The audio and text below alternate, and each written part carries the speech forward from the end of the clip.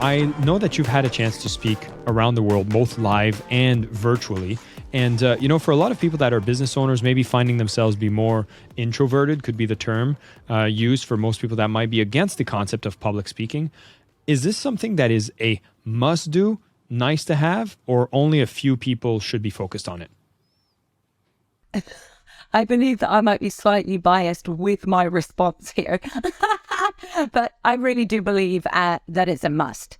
And for that, communication is our everyday tool to interact, whether that be with family, friends, in business, with your team, with customers, clients, with bosses, etc., etc. The list goes on and on and on. We're communicating every single day. So whether you are introvert, whether you are extrovert, and I just want to throw in that there's some outstanding speakers that would put themselves in the introvert box. So it's not about your personality type. It is a skill, especially if you're a business, especially if you're an entrepreneur. It is a must-have skill for all. Well, I kind of want to dig a bit deeper on this and kind of ask the question more directly, which is, given that we label ourselves either as extroverted or introverted, does that even matter when it comes to developing our skills in communication or public speaking? No, I don't believe so. In fact, one of the biggest tips I would give, you have a podcast called Selling with Love. I speak about leading with love, speaking from the heart. And therefore, no matter who you are, no matter what your personality type, it's about being authentically you. And, perhaps if you're in a stadium, if you've got a massive audience in front of you, then you might amplify your gestures. If on a day-to-day basis in a small group, you make little gestures, you might expand those gestures to really throw that out to the back of the audience. So it's all about amplifying your natural personality. I'm very expressive by nature. I could be getting something out of the kitchen cupboard, balsamic vinegar, and I'll turn to my husband and say, whoa, look at this balsamic vinegar. I'm excited and enthusiastic about something so small. Why am I sharing this with you? Because then when I go to stage, my natural personality of being high energy, being expressive, etc., comes out in that way on stage. And a lot of people who see me, and especially a lot of people that I work with, think, I need to be high energy. I need to have a big personality. I need to be loud, X, Y, and Z to be able to speak from stage. No. It's about taking your everyday way of being, authentically you, and then amplifying that from the stage. I like how you label this as the concept of amplification and not necessarily imitation of existing role models we might look up to public speaking. And I think it would be hard-pressed not to have anybody understand the stereotype of a Tony Robbins on stage, which is a giant with massive energy that's getting people with giant sticks to clap loudly in the entertainment that he creates in his presence at his events. But I find it also equally interesting that someone that could also command a stage and an audience would be someone on the other side of the spectrum, which I might put in the space of like Elon Musk, which is just this awkward, monotonous, bumbling, almost like stuttering kind of personality, yet is also able to command an audience. So when we talk about this concept of amplification, are you saying that even as an introvert, there's so much you can do given that you're just amplifying your subtleties? Absolutely. I think there's also, let's look at the intrigue in content. So any speaker, especially a popular speaker and someone like Elon Musk, is going to have an audience that is naturally interested in their topic. So no matter how he is showing up and delivering, because he's kind of on the leading edge and he's a role model, he has content that not many people are speaking to. And therefore, those that have an interest in that topic, subject, etc., will go and hear him no matter how he is delivering. That being said, you also see speakers in many industries, perhaps more popular topics, more content, where people could be speaking to a similar thing, but that individual that has taken the time to really think about their delivery, really think about how is this information, this content, not only going to land, but benefit my audience, right? It's very easy to think it's about the speaker. Yeah, it's your content, you're on the stage, it's your mic, the spotlight's on you, but no, it's about your audience. So I think the speakers that really go above and beyond to think, how is this message being received? What do my audience walk away with? and then deliver it in a way that truly serves will make the biggest difference. And again, that doesn't matter what your personality is. It's just about passionately speaking from your heart, but always having your audience benefit in mind. I can't help but go back to a time in high school where I was making observation. Like, I'm a pretty analytical guy and I love seeing patterns and seeing what's going on. And I had this, I don't want to call it a trauma, but still an event of notice, I will say, where I would find myself, and just as a footnote here, I wasn't a really cool kid in high school, okay? A bit more on the nerdy side. And I would realize I could say something, perhaps a joke, and it would fall completely flat. And I remember seeing the popular guy in school, the athlete that was always joking around, would almost listen. Like, I feel like I've caught him a few times just listening to me making a joke that would fall flat and him repeating the exact same words and getting everyone laughing. And I've always been fascinated by that concept. And I had to ask you, like, what's going on here? How can you get such different results from the same message by different people? I think, especially going back to school time, we need to also bring in the idea of popularity and kids in school needing to fit in, etc., etc. And you described yourself as somebody that perhaps wasn't the most popular kid and therefore might not have been the one that was always listened to, always laughed with, etc., etc. So just in that environment, there's an added nuance of the age group, the need to fit in, etc., etc., as I just mentioned. However, I also think you can say exactly the same sentence in very different ways. You know, let's take something super general. I love you. I can say, I love you. And it's beautiful. It's soothing. There's warmth to it. You feel loved. You feel a kindness and a warmth behind what I'm sharing with you. I could say, I love you. And I'm sorry for the listeners that have got this podcast on quite loud.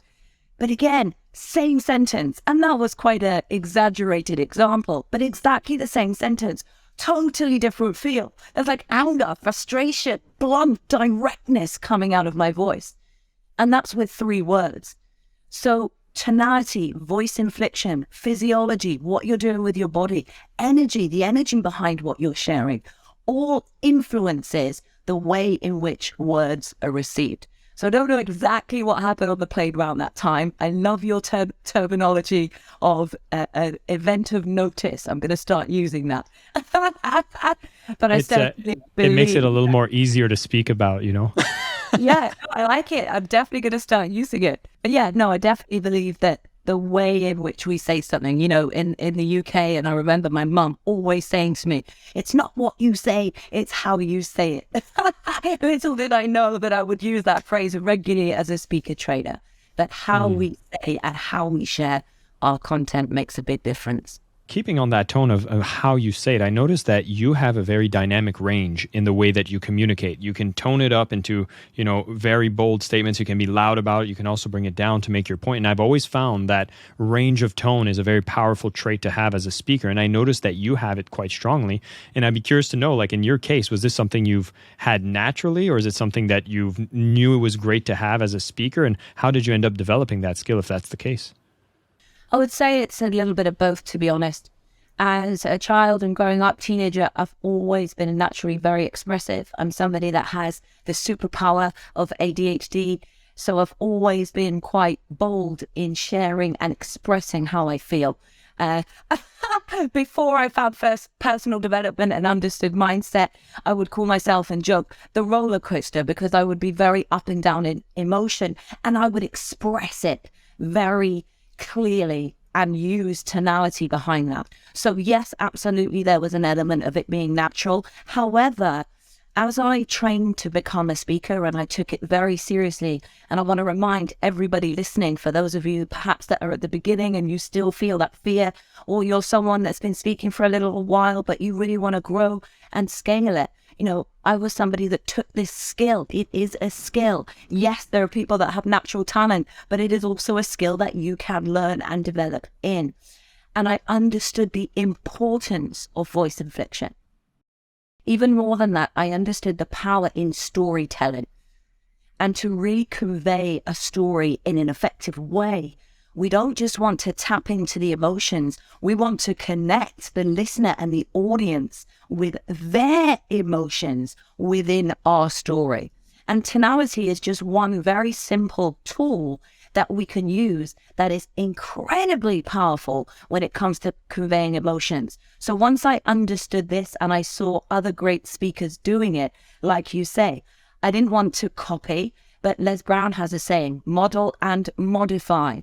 I started to see how they were using their voice. Within speaker trainings that I attended, there were vocal exercises that included mastering tonality, being able to bring power and volume to powerful moments in your presentation, being able to pause for a meaningful moment, be soft, etc., etc. So both natural, but also many, many, many hours of practicing different exercises. And then, of course, doing it, right? The speaking on stages around the world. Speaking in itself is practicing to speak. So over a period of time, I've been able to really step into not just being natural, but consciously understanding the power within voice inflection. Yeah, I think you make a big point because, although we could say things like, oh my God, Michael Jordan was always like, a natural at basketball. There was so much training that went into it, so much coaching that went into it to actually unlock that potential. And for public speaking, I find it's accessible to all. And with the minimum amount of training, you can be above average since most people are so afraid of it in the first place. And it's always fascinating to me where 90% of some of the best speakers always have an origin story about how they used to suck at speaking and then they did something about it. And I feel like, if you're a natural born speaker, you might have a chance to be able to communicate well. If you're not, it's such an hindrance to your ability to operate with other human beings that you actually do something about it, which was my case. And then I was like, okay, I need to perfect this. I want to work on this. And I took it seriously because it was a hindrance to my ability to operate in the world, especially as I was going through business school. Like you needed to do presentations for all your projects or you wouldn't get a passing grade. And, at the time, that was the most relevant thing. And lucky enough, I was terrible enough that I had to do something about it. And so I hope it serves as a notice for anybody who might be quite shy about any stage or any opportunity to either be speaking or to be on video, which kind of brings me to the generation that we are now, which most of our interactions might not even be face-to-face anymore. A lot of the speaking that we do is actually done on camera, on Zooms, maybe it's live streams, maybe it's recording videos and posting it. And I'd be curious to know about your comfort about speaking on camera versus on stage. Is there any major differences or hurdles that you've noticed as you started speaking more virtually as well? Definitely a huge shift coming onto camera. But before I tap into that, I really want to highlight something that you just said there that was so beautiful. You said about I was lucky enough to be terrible at speaking that I had to do something about it. And as you know, and I'm sure many of your listeners have heard, public speaking has become that cliche phrase of the biggest fear in the world. But in that focus, in that attitude of I'm terrible, but I can do something about it, that's where you progress and look at the podcast and the platform that you are now running and speaking so powerfully and impactfully on. So anybody truly can master and improve with this skill. Shifting to online. I was really stubborn at first. I am somebody that just loves live audiences. I love being on the stage. I love being in, events full stop, whether I'm there as a participant to learn, whether I'm speaking at an event or whether I'm running my own event. I'm just all in. I really enjoy the atmosphere, the energy. I'm somebody, as you mentioned earlier, that works with breakthrough experiences, firewalks, glass walks, board breaks, etc., etc. That's quite difficult to do online. I believe there was some board breaks done during COVID, but again, it was, a specific born in a specific environment that still gave a powerful moment to people. But I'm somebody that really enjoyed the live environment, especially for those particular experiences. So of course, when that big C word came along and affected all of us around the world, I was so stubborn at the beginning. Even having mindset and awareness, I was, I want to be live. I can't do this. We're not going to be able to make the same transformation. It won't be the same. But of course, with the length that COVID was around, we had to shift. We had to make that change. Also, being somebody that's passionate about individuals unleashing their warrior within and speaking up. I felt that desire, that pull. This is a time where I need to be speaking. This is a time where my voice, my message, my story, and other people's, both as a speaker and a speaker trader, needs to be heard. So again, I was driven by desire to step into that online space. And I was quite surprised by what I found. As you say, very different platform. There are tweaks that you need to make as a speaker. Engagement is one of the most important. The way in which you engage with your audience needs to ramp up and increase hugely. And there's many, many differences. Again, even just looking at a small camera rather than a room of eyes is a huge difference. So there's things that we need to shift, but over time it became very natural, very comfortable. And again, just something that we had to do. Yeah. Yeah, I had my YouTube trainer, I was basically calling it when you have to look into the dark abyss of the lens, this vast opening yet emptiness of looking at nothing, but rather it's understanding that when you look in that lens, you're connecting with the souls of thousands as opposed to being focused on maybe looking at yourself or looking awkwardly everywhere. And I remember when I started doing more videos, what I did is I locked myself in a room, and this was back when I was working at Mind Valley. We had camera equipment and even a teleprompter, and I just started reading teleprompters in front of the camera to practice myself looking at the lens or from reading from a script, because I knew I wanted to improve my video skills. And that was a huge benefit to me, since now, look, we have to do so much more things virtually, as you said, and it becomes inevitable that, the more success you have with it, the better you're able to connect with people at the moment. Absolutely. I think it's that power of repetition, as with anything, right? And for anyone listening that thinks, no, I don't have all the equipment or a teleprompter, get your phone out and just start that practicing. I always remember a videographer said to me, because I was petrified of camera, put me in front of 10,000 people, let's go. Put me in front of a camera, like freak out. And I remember him sharing with me, number one, imagine that a loved one, a friend, someone that you find really funny is standing right behind that view hole. Just feel as if you're speaking to someone rather than speaking to that camera. If you're an entrepreneur, you're in business, who's that ideal client? Who's that golden wonder that you imagine having that beautiful conversation with, or sharing your product, service, or message with? And imagine they're standing behind that camera. Because as you say, the camera is the connection point. For those of you that are watching this rather than listening, you can see now, as I look down at Jason, I can see him, I can see you nodding along, your studio looks awesome, your mic looks great, but I'm not connecting with you. Ta-da!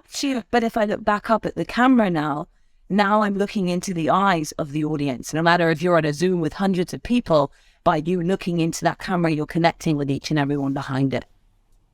Yeah, and interestingly enough, if you're using the camera of your computer, it's easier because it's so close that it always looks like you're kind of looking into it. So if you are using an external camera, it's definitely something I found myself needing to train myself to do. And, one thing I wanted to close on here, Harriet, is this whole concept of confidence, right? And we've shared a lot of ideas on why it's important to speak publicly, what power it unlocks as well. But to be able to do so, to amplify our own range as you speak, there's kind of like a foundation of confidence in our communication abilities. And I'm wondering if you had some foundational advice or some ways to get better results out of how we show up and building our confidence in the process. Absolutely. And it might not be the sort of logical strategy that a lot of people are looking for, but it will advance your speaking hugely if you deeply connect with your desire, connect with why. I have a beautiful expression of come out of your head and into your heart. When we're in our head, that's when we're in the space of, I don't know if I can do it. What if I make a mistake? What if they reject me? What if they don't agree? What if I blank, etc., etc. The list goes on. But when we're in a heart space, how can I serve? How can I help? How do I benefit? How do I make a difference? Etc., etc., etc. Now you're already much more likely to feel confident because you're not even giving the time or energy to the freak out. You're immersed. Your focus is completely flowing in how can I help. And as amazing as our minds are, we cannot process both that perceived positive and negative at the same time. So I would say for anyone that wants to speak up more, Connect with your audience, connect with your listener, connect with your customer, your client, whoever it is that you're speaking to. Connect with how you can deeply serve them. And when you come from a space of service, you are much more likely to speak up. And the more you speak up, the more confident you will become in doing so. So it's kind of that vicious cycle you need to do to build that confidence. But connecting with desire will certainly support you get going. I love that you bring this up, because in the whole concept of selling with love, we often talk about when you're in your own mind and your own doubts about, your fears of selling, it actually gets in the way of you spending time to try to get inside your prospects' heads, try to understand their problems, their pains, what struggles they're facing, so that you can see if what you offer actually is going to help them, and at the price point that you're going to be asking for so little for everything you're going to give to them. I think the same concept applies in public speaking. When you start being in the connections of trying to help everyone else that is listening to your message, just takes you to have less bandwidth to focus on your own doubts, and then you just go out there and do it, and you're so much more connected in the process. Absolutely. Harriet, so lovely to have you on the show. Thank you. And I think, yes, I might be biased as well, but I would echo your message, which is I believe our powers of being able to communicate publicly is a must in today's world. If we can do it live, if we can do it virtually, all the best. And it just gives you this upper edge to be able to find yourself, be able to connect with other humans. I find it fascinating as we're seeing more tools that are automating so many tasks, that I think our ability to connect with people, to speak publicly, especially in live events, are going to become more and more prevalent as we're seeing AI take over so much of the stuff that's happening online. I think our way to show up, to care for people in the way that you said, having people that are connected to their desires, wanting to help others, and being able to communicate that effectively is going to be one of the key things we need to have in place. There's one question I love to ask every one of my guests that comes on the show, Harriet, which is, you are on the Selling with Love podcast, so I have to ask you, what does selling with love mean to you? A beautiful question, and I'd like to just couple what you ended this podcast by saying of the confidence with public speaking. Confidence to sell from stage is another level. Outside of that one-to-one conversation where somebody says no and you it's in that sheltered space, selling from stage, you're in front of this audience. So it's a whole different game. So in response of the connection of, for me, speaking with love and you selling with love, especially from a stage, it's being able to enthusiastically and passionately share your product, your service, or your message with excitement for the benefit or value, experience, result, you fill in the blank to fit your industry, but for the value that it gives the buyer. I absolutely love it. And you're right, selling from the stage is a whole can of worms as well. Given that we have a bit of an audience here, and I want to appreciate your time coming here and sharing with us, if anybody wants to find you, want to connect with you, what would be the best ways for them to take action from this conversation to be more connected with you? The best way to take action is to start speaking up now and to connect with me, Harriet Bratt, on all socials, and harrietbratt.com if you want to check out the website. And there's a few free resources as well that can instantly support your confidence and your speaker journey. Amazing. We will have all of these links available to you in the show notes for everybody listening. I think it's without a doubt, public speaking is a key skill you want to use. Improving your communication, your confidence, and using it to sell from the stage will also improve your skills when you sell one-on-one as well. Harriet, we've just touched the tip of the iceberg. There's so many more resources that she makes available, but it's incredible to see how she doesn't tell you to mimic anybody else's style, but rather just amplify the current style that you do have. There are skills to learn. You've noticed her using big expressive moments and very timed pauses to make sure that it draws us into the message. And these are skills that I know I've went on a journey of learning. She has went much deeper on this journey, and I can tell that she is a qualified speaker in the process. And this has been an amazing session where you get to go and discover more of your own speaker style.